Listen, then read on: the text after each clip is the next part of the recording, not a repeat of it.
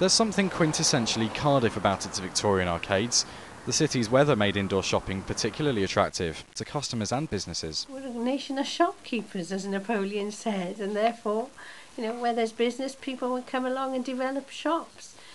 And it's rather lovely, really, because you've got this sort of compact city, which is threaded through with the most attractive range of arcades. But they weren't just a matter of aesthetics. The arcades were the city's lifeblood and made it the commercial success it was. Now, economic success depends on drawing trade from further afield. Cardiff shops need to compete with out-of-town shopping centres, and to do that, expansion is needed. On the left, the future of Cardiff City Centre is being built. St David's 2 will cost millions of pounds, but provide many new jobs for the city.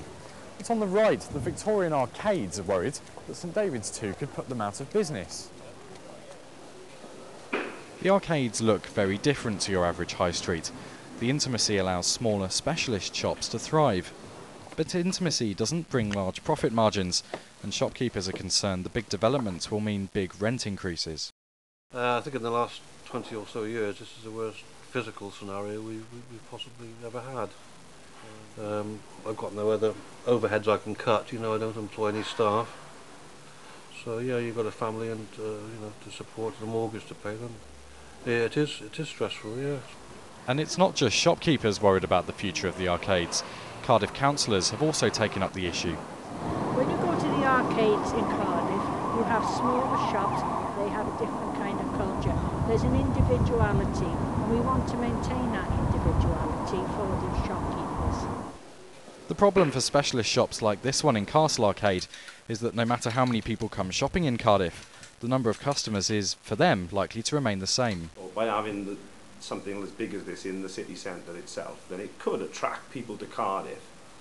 But of course the problem then is, are they going to bother coming to areas slightly further away from that centre? But at the moment, much of that centre is little more than a building site. Cardiff's developers say the city's past will be preserved, and the St David's 2 development takes many design cues from its Victorian roots. But that may not be enough reassurance for small traders who fear that building major shopping centres on their doorstep means their time is running out. Doidge, CJS News.